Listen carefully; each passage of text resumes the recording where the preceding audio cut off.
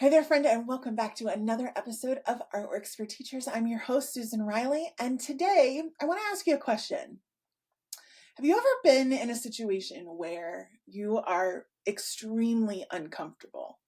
Like you're having a conversation around a topic around race or a topic around gender identity, or maybe a parent and has come up to you and you're having a discussion around a topic around some sort of identity and you have no idea what to say. Well, if that has happened to you at any time, then today's episode is something that you're going to want to bookmark, save on, and listen to on repeat. Today, I have guest Liza Toulousan on the show, and we're going to be talking about her fantastic book, all about identity consciousness. Now, Liza Toulousan is a highly sought after facilitator, educator, and scholar practitioner in the areas of diversity, equity, and inclusion. And she's joined us today to help us engage as a community in conversations around identity consciousness and moving us into action. Liza earned her bachelor's degree in psychology from Connecticut College, a master's degree in student personnel administration from New York University, a certificate in human resources, a PhD in higher education from the University of Massachusetts, Boston, and her certified coaching credentials from the Institute for Professional Excellence in Coaching. Her scholarship has been published in peer-reviewed journals, edited book collections, online platforms, and she's been featured on a number of podcasts and interviews related to education, identity, and inclusion. She serves on several boards and advisory committees of national organizations focused on education and equity, and she has consulted with well over 375 schools, organizations, and corporations around the country and internationally. Currently, she is a faculty member at the University of Massachusetts, Boston, where she teaches graduate level courses focused on leadership, equity, and justice. Her book, The Identity Conscious Educator, Building Habits and Skills for More Inclusive Schools, is published by Solution Tree Press and is the gold medal recipient of the 2023 IBBY Awards. And on a personal note, in this episode, she and I are going to be digging into a lot of the strategies that you can use to address those uncomfortable situations. We're going to be talking about some very specific stories and anecdotes that I think you're going to be able to relate to and give you some very practical solutions in dealing with those challenging situations. I am so excited that Dr. Toulousan is here with us today to support us. So please join me in welcoming her and having her on the show. All right, welcome, Liza. I'm so glad that you could join us today. Thanks, Susan. It's great to be here with you. Thanks for the invitation. Of course, of course. So, for people who may not know who you are, or may not be familiar with your work, I'd love for you to just take this opportunity to share an overview, a little bit about who you are, your work, and specifically about your book, The Identity Conscious Educator. Sure. Thanks so much. So I'm Liza Toulousan. I use she, her pronouns, second generation Filipina American, mother, runner, writer, trier of all things. And I teach at the University of Massachusetts, Boston in the graduate programs, the master's and doctoral programs in education and educational administration. And I would just say, even as I introduced the book, what I just did was introduce my name and then led with my identity. So the book, The Identity Conscious Educator, was an opportunity for people to essentially have me in their book bag or have me as a friend when they're reading at night or on the subway. It was a chance for people to really explore what identity means to them. And again, I just gave examples of my identity, what it means to them, but also as a chance for me and the reader to have a dialogue together, for us to laugh together, maybe cry together, do some hard work together, celebrate successes together. And so I wanted to write a book where I could keep somebody company. This work can get really scary and isolating. And I wanted some sort of journey and companion as people are learning how to be more identity conscious educators. So that was the book. It's a mix of stories. It's a mix of research. It's a mix of questions and dialogues, and there's a little bit of drawing in there if you really wanted to, but it was just a chance for me and you to get to know each other and to be able to build some habits and skills for identity talk. Which is amazing. And what I love about your book, is that it feels like I'm like walking this with a friend. Yes. I've always said in this whole journey that I wish that I had somebody that I could just run to and say, but what about this? Or I'm so uncomfortable and I don't know how to ask this question. And it, like, as I was reading this book, it felt like you were that person for me. So Good. thank you ahead of time as we have this conversation, because I love how you've written this book. It just felt like that the whole way through. I want to piggyback on just how you've introduced yourself, because I'm just going to start there. I have found that sometimes even that makes people uncomfortable.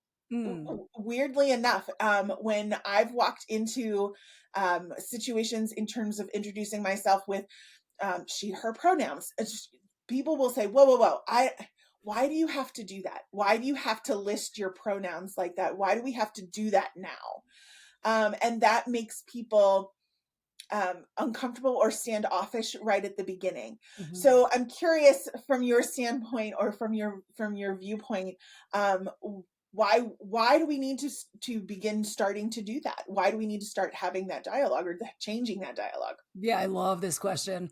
Listen, y'all don't have to do anything. Like, you really don't. I choose to share my pronouns. I choose to tell you about my ethnicity. I choose to tell you about the things that I'm interested in.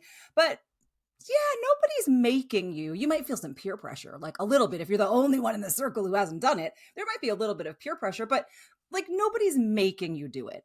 I Mhm. think what I'm hearing in your question is why would I want to? Yes. And especially with the pronoun piece, I mean, I live in a world where I don't need to. I know we are doing a little bit of video and podcast. I identify as cisgender, which means my gender identity matches my assigned gender at birth. As you look at me, like I look pretty feminine, even though you and I were just joking. I have like no makeup on right now. And that would be maybe a feminine marker. Like if I were to ask you, if you and I were out somewhere and I said, can you point me to the direction of the bathroom? You would probably say the women's room is over there. Right. So I get read in a particular way, which aligns with who I am. So I don't have to tell you my pronouns, but I also live in a world where I know that other people don't share that identity and people make lots of assumptions about them. And so, as someone who is an ally to transgender, non binary, gender fluid people, the feedback that I've gotten is it's helpful when you share your pronouns, Liza, because it creates space for me to share mine. And guess what? Like mine actually aren't what you might think or assume they are. So, do I have to? No, nobody's making me do anything. But I'm at a point in my heart where it's a choice. So, if you're saying to me, it contributes to your sense of belonging, it honors your humanity, I don't know why I would choose anything else like other than to do that. But I mean, I think it's always just so rude when I've heard, certain stories where people are like, and my pronoun is American patriot. I'm like, that's a noun. Yes. Let's kind of go back to grammar for a second. And I'm Yeah. just like, that's not necessary. Like, no one was making you say it. It's not necessary. I will say the other pieces that I mentioned to you, like my racial and ethnic identity, things I'm interested in, my identity as a mom, I could have chosen not to say any of that. You have just such a friendly, open, loving, personal vibe that I did. If this was a very academic, where I should have had makeup and a dress on kind of talk, I would have just said, like, I'm an associate instructor at the University of Massachusetts, Boston, and I research this. I would have introduced myself in a totally different way, but because of you and your vibe and your like, it's what I chose to identify as. So all that to say, we have choice, folks, in how we want to identify and what we want to share. And the thing that you have to really uncover is why would you want to? Yes. Yes. And I think that is the key, is understanding why we want to have this understand the conversation around identity in the first place, and whether or not we want to be the humans that allow that opening, right? Mhm. And especially as educators, and we were having this conversation a little bit off camera about how education is a little different than everywhere else in the world, and that the things that apply to the rest of the world sometimes are different. Not that they don't apply in education, but that they apply differently sometimes in education. So I want to make this episode a learning episode for as many people as possible. I think that's important. So let's start by identifying what you mean by identity. In the book, you address this. You talk about 5 different types of identities. Can you talk about a little bit about what they are, a little bit about each one, and how they show up for ourselves or in our Sure. schools? Yeah. So this is probably not the most accurate psychosocial definition of identity. It probably someone academic is going to be like, that's not it. So I'll just talk to you about you like I talk about in my book, which is like Yes. you and me as a friend going for a walk. Yep. I always think about identity as an umbrella term for lots of different ways that people experience their world and their lives and themselves, Mhm. like hard stop, right? Like that's the biggest umbrella term. Within there are lots of ways that people might choose to express who they are. So when I said I'm second generation, that actually talks about my immigration status. You can assume that my parents are immigrants. Otherwise, why would I say that? I said Filipino American. So if you were to look at me, it's probably clear that I'm Asian American, but I chose to say Filipino because my ethnicity is like something very special to me. I Mhm. talked about being a mother. My kids are at school. Like I talked about being a runner. I'm sweaty and gross because I just came from the gym, which is why I have no makeup. And I wanted to explain why I look like this. So I'm choosing to say things in terms of context. There are other ways that I could have identified. I could have talked about my sexual orientation, which I didn't. I Mhm. could have talked about my gender identity. I said she, her pronouns. Maybe that gives you a clue. I don't usually lead with, and my socioeconomic status is blank. There are things that are private about our identities. I didn't tell you my political beliefs. That's certainly an identity. I didn't tell you my religious preferences or my religious practice. That's an identity. I didn't disclose if I have any disabilities. That's certainly identity. So sometimes I think when people say, like, get a little rattled about the term like identity politics or there's Mhm. too much identity talk, I'm like, everything is identity talk, though. And when I listen to people who might identify as, for example, conservative and Christian, I'm like, those are identities. Yes. Like, you have identities too. Yes. So, broadly speaking, identity is just like all the ways that we see ourselves and experience the world. We have choice about how we want to talk about them. And in the book, I do tend to highlight the 5 that we tend to talk most about in schools. Mhm. So things like disability, sexual orientation, gender, class, race. There's so many other ones, but I think to your point, as teachers and educators, those are the ones that just tend to rise up to the surface a little bit more. Mhm. At the end of each chapter, though, I do invite the reader to say, hey, like, we only did a couple of pages of disability. Like, what are you noticing about disability and language, which is not covered in the book? What are you noticing about disability and body size and shape, which is not covered in the book? So there's so many things that I invite readers to engage with that are not in there. But for educators, like those 5 just tend to be the core ones that we experience every day. Did that feel true for you as an educator? Like those are kind of the 5 big ones that come up? Yeah, I Yeah. think particularly when a couple of things when we're looking at data, Mm. the only thing that we haven't looked at yet in data, I think, was probably sexual orientation or Mm. in terms of gender when we're looking at Hmm. student gender. Yeah. Although I would not put it past schools to start to take a look at that as well.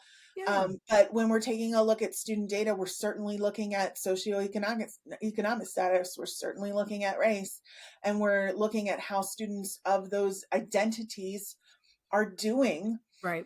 and then addressing those needs, based on student identity. I think that's so interesting is that in that dialogue of we're trying to avoid talking about student identities, and we're talking and it was interesting the other day in a Facebook group that's in my own local community. A parent was being very vocal about saying that a teacher had addressed her child and saying that had addressed an identity about her child that she didn't like. It was about being a conservative. Okay. And that the teacher had said something about her child being a conservative, um, and it was very mundane. I don't think the teacher actually meant to say something about being a conservative. I think she referenced something about um, a gun, that the child had said something about gun violence, and the Okay. teacher said, we don't we don't shoot people in the school, right? And the parent was upset about that. You don't need to teach my child about gun violence. That's my right as a Wow. conservative. And Hmm. that liberal teacher. And so it was a discussion around identity, and I was like, why are we so upset about identity when we track identity all the time? We do. We Yeah, we do. We really track do. identity all the time. So We really do. And what's interesting even about that example is when it starts to get sticky is when people confuse information. So there is a difference between like gun ownership, gun rights, and the belief that everyone should be armed. That is a different conversation from gun violence. And so what I yes, heard in that example, right, the parent kind of like conflated the two, or the teacher yes, might have even, and they're yes, actually different issues, right? yes, I know a lot of gun owners who support gun rights and believe that we should have access to it, who abhor gun violence, yes. right? Those can both exist. But I think oftentimes when it gets just like, ugh, is when people start to mash issues together that are actually very separate, and people can have separate beliefs and ideas about them. And Yeah, so to and your I point, like that's identity also. That like that is talking about identity. absolutely, and I know gun owners who are liberal. So For sure. Yeah. to make the assumptions, and again, that's also, I think, the importance of discussing identity is because so many assumptions get made when we're also not being able to discuss about or even share about our identities and have that space to do so.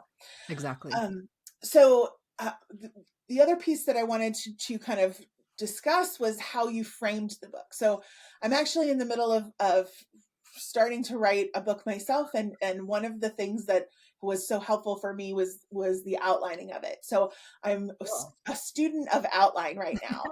And so the way that you outlined and framed this, I really appreciated, because you started with the idea of getting ready for this work and how to do that, and kind of having us reflect and think about our own identities, right?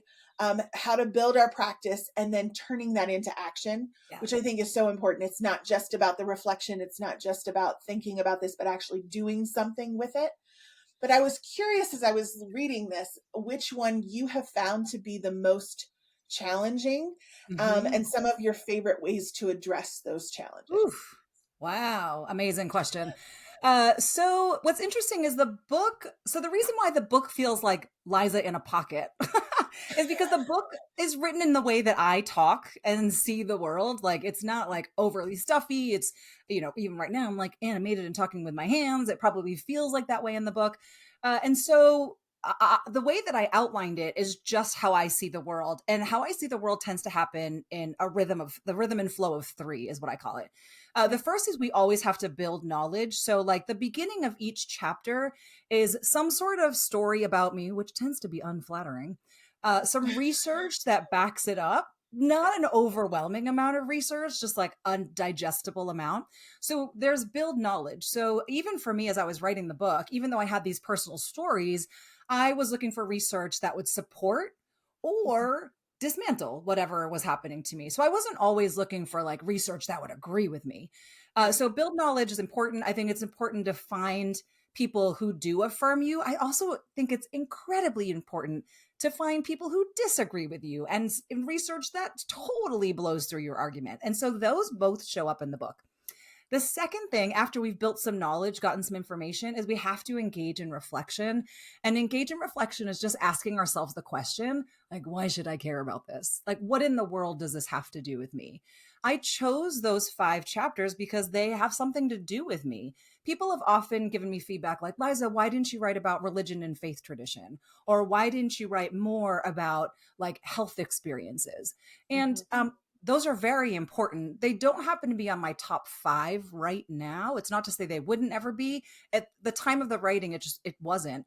And then I say, why don't you write a book and includes religion and faith tradition, and I will buy it and read it and book club it to the ends of the earth. So some of it is just what I was interested in, what I wanted to reflect on.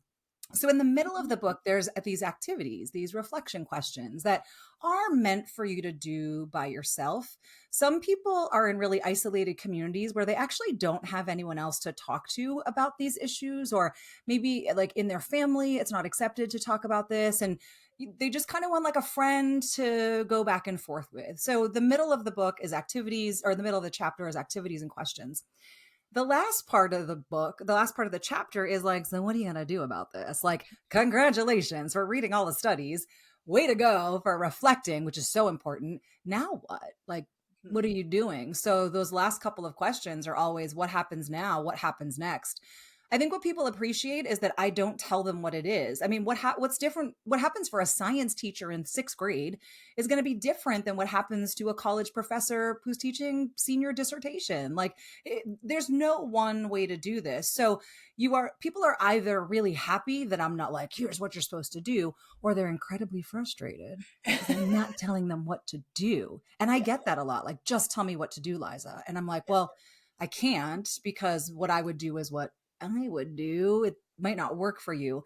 So to your question about which is the hardest, I do think move to action is the hardest, Mhm. because you can't do what I do, and I can't just do what you do. And we have to spend time really thinking about, how does our identity inform and impact these Mhm. decisions that we make, these actions that we engage in.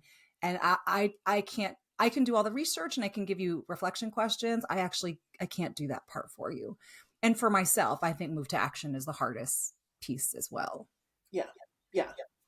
For sure. And I think that's for anybody, at least for, well, I don't know. I go back and forth because that middle section, when you were talking about not having a person to be able to go back and forth with, No. I think I probably do have people to go back and forth with. But when I think about, as I was reading this, um, in my family, it is very uh, just normal to debate, but debate in my family means something very different than debate in most families. It's debate to hold your position Yeah. until like the other person crumbles to the ground, right? So oftentimes, as I was reading this, I was thinking, I can't go to somebody else in my family to with this, because they will have an opposite position on this, and it would feel almost not uncomfortable but unsafe. And I want to talk about the difference, because you point this Yeah. out in the book.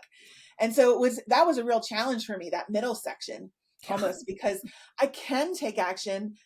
It's uncomfortable sometimes for me to take action, but it's not unsafe. It felt a little unsafe for me to have Sure. those discussions with family members, though, in that middle section. So Sure. I do think that I do want to ask you that you define this in the book. I think it's really important that the distinct difference between unsafe and uncomfortable, and I think this is something we get confused a lot. Oh, totally get confused. And so I'll give you like a non-education example. So I mentioned I Yes. just came back from the gym. I'm attempting to like be a better runner. And in order to be a better runner, I have to move past like my normal comfortable run, right? Like I have to run a little bit faster every time. I've got to like increase the incline a little bit more. And I happen to use a particular app that is very popular in the world. And there's an instructor who I really, really like, because she will say when I'm like getting ready to like reduce the speed or like reduce the incline, she's like, stop. You can do this. It's uncomfortable. You're fine. You're fine. You're fine. She'll just keep saying like, you're fine. You're fine. And in my head, I'm like, I'm not fine. But then before I realize it, like, she's like, okay, 3, 2, 1, drop your speed, drop your incline. And then I go, oh, well, look at that. I did it. So Oh, I want to mention that because I think it's sometimes hard to talk about discomfort in conversations, but there's like lots of other ways that we're uncomfortable. Again, for me, it's like running faster and lifting heavier. For other people, it's learning a new language and like trying it out for the first time at a restaurant or with a friend or something. There's lots of things that we do that don't feel awesome. We don't feel great. I might look silly. I mean, I don't choose the treadmill in front of the mirrors, everyone, because I'm like, I know I look ridiculous, but like, we're just going for it. So I mention that because that I feel like people can relate to that. There's something that you've done the first time you brought your kid to T-ball, or the first time you showed up to a parent event and you didn't know anybody. Like we do it all the time. Discomfort is something we need to get used to. I'm a martial artist. I switched karate schools. I know nobody. I don't know how it works. The first 2 weeks I came home crying. And I was just like, nobody likes me. I don't know anybody. I used to know everybody at the old karate school. Like, this is so different. I had conversations with myself, like, I'm going to quit. So I want you to know I too sit in discomfort all the time. And I'll even say I choose to put myself in discomfort because I need to know the difference between uncomfortable and unsafe. And so that's like why I do that a lot. So unsafe means like you are being threatened. I hate to use like the word in the definition, but your Mhm. actual safety is being compromised. Yes. And I fully will say if you are unsafe, hightail it out of there. Like, do not be in that situation. I do think sometimes people stay in unsafe conditions because we're like, we gaslight ourselves. Like, I should be able to tough this out. Ugh, this should be fine. No, get out if it's unsafe. I Yep. tell a story in chapter 9, and I have very complicated feelings about this story and even telling it about a time when I was at a park and I had encountered two young Black teens who were driving, and a white man was being very aggressive. And I'm constantly asking myself, was I unsafe? Because I did actually feel physically threatened, or Mhm. was I uncomfortable? As the chapter says, I chose the safety part. I got the heck out of there. I have a lot of guilt about getting the heck out of there because I left these boys to fend for themselves. But I think people inherently know the difference between unsafe, like my physical, emotional, mental, everything safety is being threatened. Get out of there versus like, oh, this does not feel great. Like, I do not like this feeling. Oh, right. It's giving me like the chills. And I think if we can build the habits of being in that, like, I don't like this, Mhm. then that's progress, right? We Yes. know that that's progress. But to me, that's the difference between unsafe. I do think sometimes people throw the word unsafe around as a way to get out of things that they probably could stay in longer. It's like when I'm about to turn the knob down on the speed, and Yes. the instructor's like, "You got that. Stay in it. You're fine. You're fine." Um, Yes. I don't think people always have that friend to go, "You're fine. This is awkward. It's uncomfortable. I don't like what's happening either, but like, I'm committed to you. I'm committed to me. Like, we can do this and learn together." And I just think we've gotten to a point where it's like, you said something mean, I'm out. And I think we just need to build better habits for staying in the conversation. Yeah, absolutely. And it's hard. I mean, it's Super really, hard. really difficult. And I want to use that as a pivot into the next question because I think this is where we're headed, especially in education. And Yeah. it's the piece that outsiders of education don't get, Yeah. but it's the one that this is the most common question that I get from educators. They are nervous about discussing Yes, they identity are. in school Yeah. because of the backlash of parents or community members Yeah. that they're going to get. And they are, and some of that can be uncomfortable, and some Mhm. of it sometimes can be unsafe, Yes, depending on for how sure. far some of those parents or community members go. For sure. So, can you share your perspective on that piece and maybe some strategies Yes. that educators can use to address that challenge? Of course, yeah. So I'll say it's multi-pronged, right? It's never just like A to B. There's lots of wiggly squiggly things that happen. So I'll say one piece of that is teachers will only be as brave as their principals, and principals will only be as brave as their superintendents, and Yes. the superintendents will only be as brave as the school committee, right? So there is an actual kind of hierarchical influence that occurs. Mhm. So if I'm experiencing a teacher who's a kindergarten teacher who's feeling very, very nervous, my first question is always, well, what does your principal think? Mhm. And so on one hand, we have to gauge that piece. I do think, if the person answers like my principal is not on board, then I would say, well, then we probably should have a really nuanced conversation around one, whether this is the right school for you, or two, what kind of conversations you should be having with your principal, and then three, how like risky do you want to be? So Right. notice I'm not going to that classroom and saying, you should do this. Like, that's not appropriate. We have to figure out context. The other thing that I would say is, and this is not going to be popular with teachers, but I've been in like 400 schools. So I'll just say this part. Yeah. I do think sometimes adults try to work out their issues with their students. Yes. I know. And it's like super. I know someone right now is being like pause, rewind, record. But it's true. Like It I is. think, yeah, I think sometimes I've met teachers who have told me what they're doing because they're trying to like show off or be proud about their DEI work or their identity work. And honestly, I have a reaction where I go, oh no, like don't Yeah. What did you do? Because they're, like I said, they're trying to like work out their position with sixth graders. And I think we have to remember this work has to be age appropriate. I mean, Mhm. I think that's some of the fear of parents and outsiders is that we are having inappropriate conversations at grade levels. And so I would remind teachers, and listen, 99.99999% of the teachers are doing this, where they're doing it age appropriately, Yeah. right? So remember age appropriateness. And then the final, again, prong of this is I do a lot of parent workshops. And I have found that parents, and I mean, I'm a parent too, are often really scared about not knowing things. Like, I Yes. mean, I don't know what happened in math curriculum, y'all, but like, I do not know how to do the math of my children. It freaks me out every time I did it, it was wrong. And my kids' teachers, when they were younger, would be like, "Tell your mom not to be so helpful." Like, I just don't know how to do it.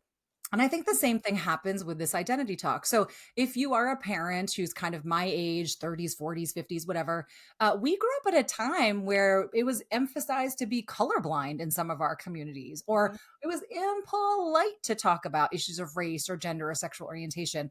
So if that's us, and we know that this generation is much more comfortable with it, like incredibly comfortable, you now have this gap between what parents and caregivers experienced when they were in school and Mhm. what children are experiencing, and they are way ahead of us.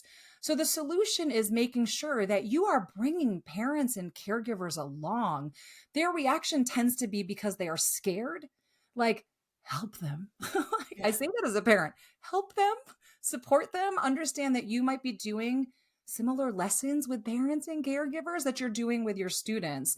They are freaked out. They're terrified. I have found when sometimes we've had parents, if they know I'm coming and I'm doing a program and they're kind of like irritated and I can't believe you're bringing her, and then we meet and I'm like, well, hey, I'd love to support you. What kind of questions? I'm not here to convince you or force you of things, but if you have questions, I'd love to kind of be in your pocket and help you out. And I think like that compassionate understanding that parents are sometimes worried that there's a gap and we don't always know what the support levels are contributes to the fear. Mhm. Um, so that, I mean, those are again like three strategies for how I would address this. But I do think a lot of it comes from fear, from the unknown, from lack of support, and then just making sure we're doing things in age appropriate ways. Yeah. It's Absolutely. just general teaching advice, isn't it? It's not even Yeah. identity advice. Yeah. Yeah. And I loved what you said about making sure we're not working ourselves out with the kids. I think Oh, sometimes, and um, I find that more with middle school, mhm. more than probably any other age group, just because I think there's something special about middle school and in particular middle school teachers. But it's such an odd age group in the first Yes. place. But in general, as we're with the kids all the time, but it's as you said, it's uncomfortable sometimes for us to deal with it. And so until you figured it out for yourself, I wouldn't start working on it with the kids until you yourself are comfortable. You Yeah, build some yourself knowledge. know your own Mhm. identity and have worked through your own process, because Yeah, if you can't speak to your own identity and know yourself, then how can you help others, right? yeah, yeah. And to I'll give another example. Um, it's taken a long time for me to be able to confidently be able to talk about my own identity and not feel uncomfortable in a room with others who don't look like me, right? Yeah. It has felt weird to come into a room and say I am a white female and and to be okay with that in a room with people who don't look like me, and not feel some level of I don't know, like, as people are judgment. Mhm. And that feels Right. weird. I don't know why that feels weird, and it took a while for me to figure that out. But my daughter has no problem talking about Right. this at all. My father the other night, out of nowhere, he was trying. God bless him. He's an older generation. Yeah. He was working. We were at an event, and he happened to see someone playing the drums, and God bless him, my daughter was with us, and he said, "Oh, that Oriental person over there," and my daughter just collapsed. I mean, Yeah, yeah. collapsed in on herself. And I looked at her and I said, "You can't collapse," because she was like, she looked at me and she's like, "I cannot I don't believe know he what to said do. that." Yeah. She just, and I said, "You have to teach him. Yeah. He That's doesn't right. know. And he's going to embarrass himself if he says it Yeah, to that's someone right. else. So you have That's to right. teach him." And so she just looked at him and said, "Pop, pop." You cannot say that. Right. That is not okay. And Right. he looked at her and he was so confused. He said, Yeah. I don't understand. That's a region of the world. And she said, no, it is not. That is what white people labeled it. And she just went into the Great. entire dialogue of explaining Great. why that is not okay. And he kind of looked at her and he's like, I never thought of that. I Right. never, like, the conversation naturally evolved. And to your point, being able to teach and taking the opportunity to Yeah. teach people who have never had the opportunity to think of something Correct. else other Right. than what they learned. Right. Yeah, and I'll just pick up on two things. Like, so that last piece around, like, we have to teach them. I do think it's also okay for people, especially of marginalized backgrounds, to be like, I'm so done teaching y'all. Like, I don't want to have to address that anymore. So that there has to be also space for that, Yes. Yes. that is how we're going to get through this if we engage with some level of compassion. I don't know who to credit, but I was like watching TV the other day and someone said, what would it mean if you just assumed that people were like 10% right? Right? Like that they're not totally your opposition. Maybe there's like a glimmer of truth in what they're saying or what they believe. So if you approach a conversation with the belief that that person could be 10% right, Mm, it opens up the doors just a little bit, right? mm, Just a that's crack. good. The only thing I'll also say, because I know some teachers have said things like, "Oh, Liza, I can't talk about identity until I've mastered it Mm, for myself, and I can't teach it in the classroom." I just want to emphasize it's also okay to learn along with your students. yeah. So, especially in the younger grades, I've had amazing lower elementary teachers who have been introduced to a new book. For example, a book on like Native Americans. Mhm, And they have said, like, I was reading this, I was doing this read aloud, Liza, and I didn't even know that. And I mhm, said, well, what did you do next? Did you just pretend that you knew it? And some of them do. They're like, I just kept going. And a couple of teachers have said, you know what? I actually stopped and say, class, I am learning something today. I did not know this about history. What do you think? And I was like, yes, that's amazing. Because what did you just model? You modeled curiosity. And isn't that what we're supposed to be teaching in class? Like, so it is okay if you don't know everything about Native history in the world. It's okay if you don't know everything about busing and civil rights. And you can also just have these catchphrases like, you know what? Isn't that interesting? Golly, I did not know that. So cool. Like you don't even have to make up a huge deal about it. yeah. So there are opportunities if you have not felt like you become an expert in an issue to also learn alongside your students, and that is beautiful modeling of teaching and learning. Absolutely. Absolutely. Okay. So before we go, I want to just capture your, because you have so many things to share, and I could just go on forever. But there's so many strategies that are built into this book, and Yeah. I know that my audience would love to have just a couple of more. So, Yeah. what are some of your favorites? If you could pick your top Yeah. two, what are your favorite two to share? Yes. So this is something that I embed in my own practice as well. There are lots of things we don't know, right? There's lots of like communities we don't know. So I take every summer and I pick a category and I devote my reading to that. So I am learning a lot more about the deaf community. It is not a community I have any closeness to. Nobody in my family is deaf. There's like a couple of distant connections who use ASL, but it is absolutely not a community that I know about. So all of my books for the summer are fiction, young adult uh, books about deafness and ASL. It's awesome. Like I had no clue. I might not encounter anyone who's deaf in the future, but it's just yeah, I'm building some knowledge about it. I'm as I'm reading it, I'm going, wow, as a hearing person, like I never thought about that. It is making me so curious and I enjoy it. A couple of summers ago for me, it was about Native and Indigenous authors. A couple of summers before that, obviously, when everything was happening in 2020, I did certainly want to better understand the perspective from the Black male perspective, which I don't have. So I would say if you are interested for your summer reading, just grab a couple of books. They don't have to be the history of the world, y'all. They can literally be 100-page young adult fiction. Like, go for it, right? Read some of that. And then the second thing I would say is just continue to ask yourself, so what does this mean? So I am now reading these books around deaf culture and I have to like, what does that mean for me? I realize that when I do presentations, I don't always put closed captioning on. I almost never ask people like, Will there be need for ASL interpreters? Like, that's not part of my contract. It's not even part of like my writer or anything. And I'm realizing my action is I should probably put that in there to just make it more accessible. I never would have thought of that had I not read some of these books. So, figure out what it is that you want to learn and be curious. And then for the follow up question is just ask yourself, so what am I supposed to do about it? What does that mean? Mm, Yeah, those are the so strategies. good. So good. Oh, wonderful. Okay, so if there's one thing that you would like all educators to know about identity consciousness, what would it be?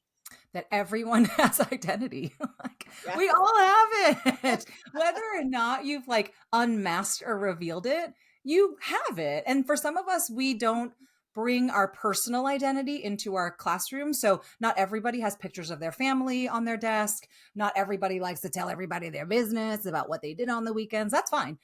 But know that it's still is with you. You still carry it, even though you don't talk about it. So just operate from the perspective that everybody has identity and that it informs and impacts how we act and how we interact and see the world around us. But everybody has it.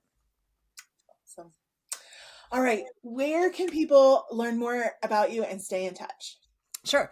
I think I'm pretty much the only Liza Toulousan out there. So if you Google Liza Toulousan, you're going to find my website. I'm on there. There's a bunch of videos on there too. I tend to be speaking all around the country and internationally. So there's usually open workshops that you can attend.